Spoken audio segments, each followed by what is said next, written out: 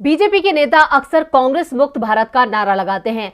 PM Modi हर मंच से कांग्रेस को देश से खत्म करने की बात कहते हैं, लेकिन अब कांग्रेस के दिग्गज नेता ने बीजेपी मुक्त भारत का नारा लगाया है।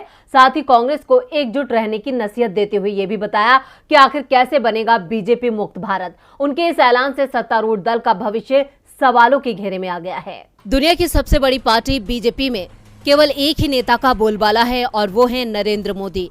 जब भी चुनाव आता है तो मोदी का चेहरा ही सामने आता है। प्रधानमंत्री का कार्यभार भूलकर मोदी बीजेपी के नैया को पार लगाने के लिए चुनावी दंगल में कूद जाते हैं। सड़क से लेकर सोशल मीडिया पर प्रचार के लिए पूरा जोर लगाते हैं। ऐसा लगता है मानो बीजेपी के पास मोदी के अलावा कोई और चेहरा नहीं है। ऐसे में सवाल उठता है कि क्या मोदी युग के बाद बिखर जाएगी बीजेपी? इन सवालों को तब और बल मिल गया जब कांग्रेस के दिग्गज नेता वीरप्पा मोइली ने बीजेपी मुक्त भारत बनाने की अपील की। दरअसल कांग्रेस के सीनियर लीडर ने असंतुष्ट गुट G23 के नेताओं से एकजुट रहने की अपील की है।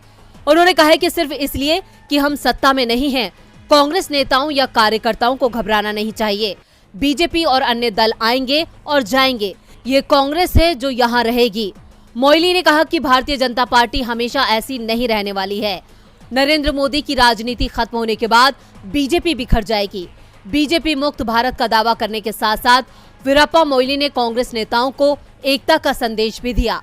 उन्होंने कहा कि सोनिया गांधी कांग्रेस पार्टी के भीतर सुधार चाहती हैं, लेकिन उनके आसपास के लोगों ने इसे तोड़ दिया है। G23 नेता पार्टी आलाकमान को निशाना बना रहे हैं और कांग्रेस पार्टी को कमजोर कर रहे हैं, लेकिन हमें पार्टी का विभाजन होने से बचाना होगा, क्योंकि मोदी युग के बाद बीजेपी का कोई भविष्य नहीं है।